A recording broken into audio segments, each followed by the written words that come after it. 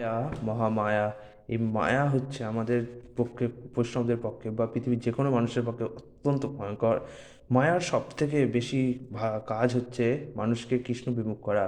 আপনি যদি কৃষ্ণকে সেবা করতে চান তাহলে মায়া আপনাকে একদমই কিছু করবে না, কৃষ্ণই আপনাকে অনুপ্রাণিত করবে। কিন্তু যদি আপনি কৃষ্ণের সেবা না করতে চান তাহলে সেখানে মায়া দায়িত্ব নিয়ে নেবে। কারণ মায়ার কাজই হচ্ছে জীবকে তার যা চায় সেটাকে দান করা। সে যদি কৃষ্ণ ভক্তি করতে চায় তাহলে মায়া সরে যাবে, আর যদি কৃষ্ণ ভক্তি না করতে চায় তাহলে মায়া তাকে এমন নাচন নাচাবে, এমন ঘোরান ঘোরাবে যা বলার মতো না। মায়া কী করে? ছলনা করে, সবসময় ভুল জিনিস তৈরি করায়। যা ঠিক নয় সেটাকে ভুল মনে করায়, যা নিত্য নয় সেটাকে অনিত্য মনে করায়, আর যা অনিত্য তাকে নিত্য মনে করায়। যেমন হিসাবে রূপ, সৌন্দর্য এগুলো নিত্য নয়, এগুলো একসময় নষ্ট হবেই হবে, কিন্তু মানুষ ওটার প্রতি আকর্ষিত হয়, মনে হয় রূপটাই আসল। অন্যদিকে গুণ বা মনের ভালোবাসা বা এই সমস্ত জিনিস যেগুলো কিনা লং লাস্টিং, বা জ্ঞান যেগুলো কিনা লং লাস্টিং, যেগুলো কিনা নিত্য, মানে জড়জাগতিক দিক থেকে নিত্য, সেগুলোকে মনে করায় যে এগুলো অতটা গুরুত্বপূর্ণ নয়। এই কারণে আমরা দেখছি যারা ধনী তাদের প্রতি মানুষ লালায়িত হচ্ছে, আর যারা জ্ঞানী তারা অবহেলিত হচ্ছে। রাস্তার ধারে বই বিক্রি হচ্ছে আর জুতো শোরুমে বিক্রি হচ্ছে। এই জন্যই আমরা দেখছি যে রূপের প্রতি মানুষ ছুটছে। যারা কুরূপা তাদেরকে সমাজ এভাবে গুরুত্ব দিচ্ছে না। আপনি যে কোনো সিরিয়াল, যে কোনো সিনেমা, যে কোনো বিলবোর্ড দেখুন, কোথাও কোনো খারাপ দেখতে, বাজে দেখতে মানুষকে খুব একটা দেখতে পাবে না। সব জায়গায় শুধু সুন্দর রূপ আর সুন্দর গুণ আর সুন্দর রূপেই শুধু ভালোবাসা সম্ভব, এরকম একটা ন্যারেটিভ যেন প্রকাশ করা হচ্ছে। আর এই সবই প্রতি আকর্ষণ তৈরি করাই হচ্ছে মায়ার কাজ। এমনকি মায়া শুধু এখানেই থেমে থাকে না, মায়ার কাজ আরও বিস্তৃত এবং মায়াকে বোঝা দুঃসাধ্য। মায়া হচ্ছে ত্রিগুণময়ী, সত্ত্ব, রজ এবং তমগুণ। যারা সত্ত্বগুণে আছে তারাও মায়াতেই আছে, কিন্তু তাদের মায়া হচ্ছে অনেকটা ট্রান্সপারেন্ট। আপনারা অনেক সময় ট্রান্সপারেন্ট ব্যাগ, পলিথিন ব্যাগ দেখেছেন। এই সমস্ত জিনিসের বাইরে আসল জিনিসটা তো দেখা যায়, কিন্তু একটা বাঁধন যেন থেকে যায়। রজগুণ যারা, তাদের মায়া একটুখানি গাঢ়, এখানে আসল জিনিসটাকে আবছা আবছাভাবে দেখা যায়। আর তমগুণে মায়া তো একদমই অন্ধকার, একদম কালো পলিথিনের মতো, যেখানে কিছুই দেখা যায় না। তো এই হচ্ছে ত্রিগুণমূর্তি মায়া। যিনি এর লেখা ভক্তি পুরুষোত্তম স্বামী, তিনি অত্যন্ত সুন্দরভাবে ডিটেলে মায়া কী, মায়া কীভাবে কাজ করে সেটি ব্যাখ্যা করেছেন। এটি মায়াপুর মিডিয়া দ্বারা প্রকাশিত হয়েছে, এবং আমি এটা মায়াপুরে তো পাইনি, আমি এটা অ্যামাজন থেকে সংগ্রহ করেছি। বেশ দাম নিয়েছে বইটা, 395, মানে প্রায় 400 টাকার দিকে। এরকম পাতলা বই হলো, বেশ দাম নিয়েছে। এবং তবে হ্যাঁ, আমার মতে দাম হলেও আপনাদের কিন্তু জিনিসটা সংগ্রহ করা উচিত।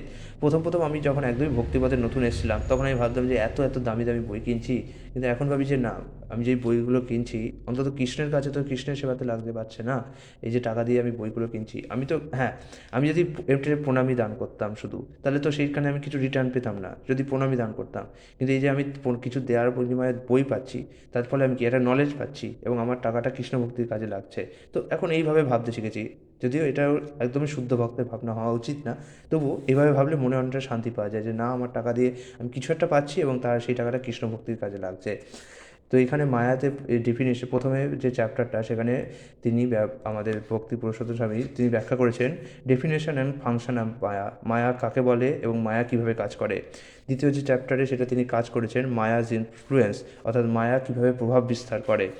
তৃতীয় যে চ্যাপ্টারটা, সেখানে তিনি ব্যাখ্যা করেছেন অ্যালগোরিক্যাল ডেসক্রিপশন অফ মায়া, মায়ার বিস্তারিত বর্ণনা তিনি এখানে দিয়েছেন। পার্ট 4-এ তিনি ব্যাখ্যা করেছেন Maya's influence in personal histories, তিনি কিছু কিছু ঐতিহাসিক কাহিনী ব্যাখ্যা করেছেন, বিভিন্ন মুনি ঋষিদের কাহিনী, যেখানে কীভাবে তারা মায়ায় পতিত হয়েছে।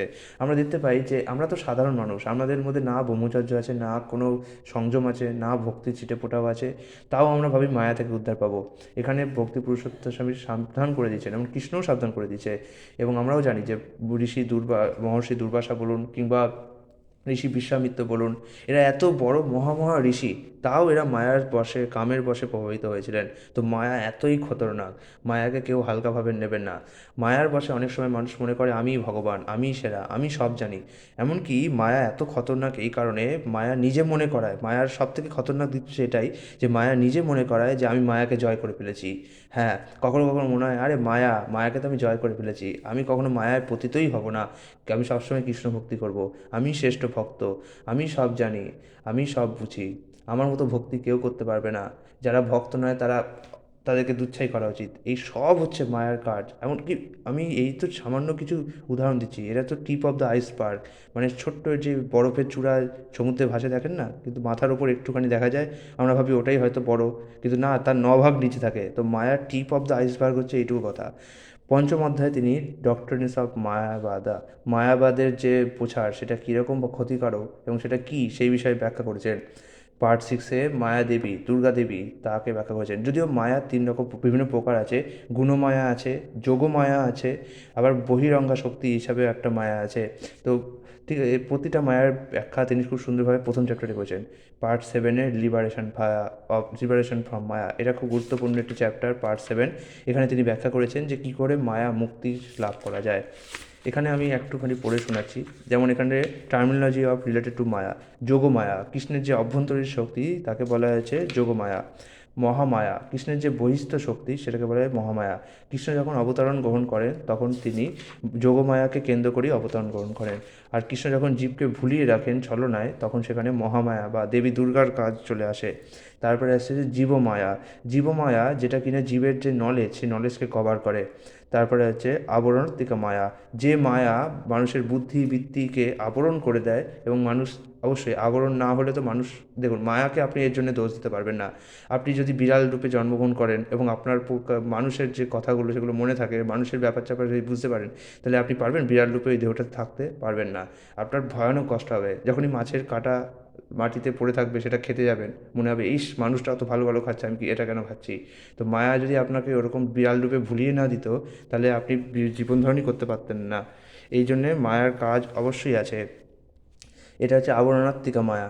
এরপরে আছে যে প্রক্ষেপাত্মিকা মায়া, এই যে ভগবানের যে অংশকণা জীব, এবার সেই জীবগুলো তো ভগবানের থেকে দূরে যেতে চেয়েছিল যে আমরা ভোগ করবো জড়জগৎকে। তো তাদেরকে জড়জগৎকে পাঠানোর কাজ তো একটা শক্তি করেছে, সেই শক্তিটা হচ্ছে প্রক্ষেপাত্মিকা। প্রক্ষেপ মানে হচ্ছে কোনো কিছু নিক্ষেপ, তো ফেলে দেওয়া, দূরে ছুঁড়ে ফেলা। তাই প্রক্ষেপাত্মিকা মায়া হচ্ছে সেই মায়া যারা কিনা ভগবানের থেকে আমাদের দূরে নিয়ে এসেছে এবং এই জড়জগতে আবদ্ধ করে রেখেছে কারাগার রূপে। তারপরে আছে হচ্ছে গুণমায়া। এই গুণমায়াতে আমরা দেখতে পাই সত্যগুণমায়া, রজগুণমায়া, তমগুণমায়া। সত্যগুণমায়া হচ্ছে ট্রান্সপারেন্ট। এখানে আপনি ব্রহ্মকে মনে করুন আপনার সামনে একটা প্লাস্টিকের দেওয়াল আছে, এবার ট্রান্সপারেন্ট প্লাস্টিক তো দেখেছেন, যার এদিক ওদিক সবই দেখা যায়। তো সত্যগুণমায়া হচ্ছে ট্রান্সপারেন্ট প্লাস্টিকের মতো, এখানে আপনি প্রকৃত সত্যটা দেখতে পারবেন, তবু একটা দেয়াল তো থেকেই যাবে। রজগুণ মায়া হচ্ছে একটুখানি ঘোলাটে টাইপের, এখানে আপনি সত্যের আবছা আবছা ঝলক দেখতে পাবেন। আর তমগুণ মায়া হচ্ছে ইগনোরেন্স, মানে সেখানে আপনি কালো, একদম কিচ্ছু দেখতে পাবেন না। তারপরে আসছে হচ্ছে, হ্যাঁ এই কটাই হচ্ছে মায়া। এখানে আছে হচ্ছে কনসেপ্ট অফ মায়া, মায়া কী, মায়া কীভাবে কাজ করে, মায়ার ক্ষমতা কী, মায়া থেকে মুক্তির উপায় কী। তো এবং তিনি যে ব্যাখ্যা করেছেন তা না, বিভিন্ন যে শ্লোক আছে সেই রেলিভেন্ট শ্লোকগুলো এখানে উপস্থাপিত করেছেন, যে শ্লোকগুলোতে কী বলা হয়েছে। তো এখানে আপনি মন গড়া ব্যাখ্যার কোনো উল্লেখই পাবেন না। তাছাড়া তিনি নিজেও একজন ডিভোটি এবং তিনি তার গুরু মহারাজের থেকে যা যা শুনেছেন সেই নলেজগুলো আমাদেরকে ব্যাখ্যা করেছেন। তো আমি বলবো মায়া থেকে যারা মুক্ত হতে চান তাদের জন্য এই বইটি একটি অবশ্য পাঠ্যগ্রন্থ। বইটির একটু দাম হলেও কিনতে হবে। হ্যাঁ, দামের বিষয়ে আমি অনেক সময় বলি যে দেখুন, সোনা কিন্তু সস্তায় পাওয়া যায় না। আপনি যদি সোনা কিনতে চান তাহলে আপনাকে তার জন্য বেশ ভালোই পে করতে হবে। আবার 1 কিলো সোনা, 1 কিলো সোনার যে দাম, তাতে আপনি কয়েক লক্ষ টন মনে লোহা কিনতে পারবেন। ঠিক আছে? তো সোনা কিন্তু সহজে সস্তায় মিলবে না। তো মায়া এই গ্রন্থটা অবশ্যই, যদি আপনি ভগবদ্গীতা পড়েন তাহলে মায়ার একটা সামান্য ব্যাখ্যা পাবেন, ঠিকই পাবেন। কিন্তু তার বিষয়ে আরও যদি জানতে চান তাহলে শ্রীমদ্ ভাগবতম পড়তে হবে, আর শ্রীমদ্ ভাগবতম একটু দাম রয়েছে। তাই আমি বলবো যে মায়ার এই বইটি আপনি সংগ্রহ করুন। বইটি পড়লে মায়ার বিষয়ে অনেক কিছু জানতে পারবেন। এবং আপনার যদি কোনো মন্তব্য থাকে, যদি কোনো প্রশ্ন থাকে, নিচে কমেন্টে অবশ্যই জানাবেন। আশা করি আমি আপনার সমস্ত প্রশ্নের উত্তর দিতে সক্ষম হব। হরে কৃষ্ণ।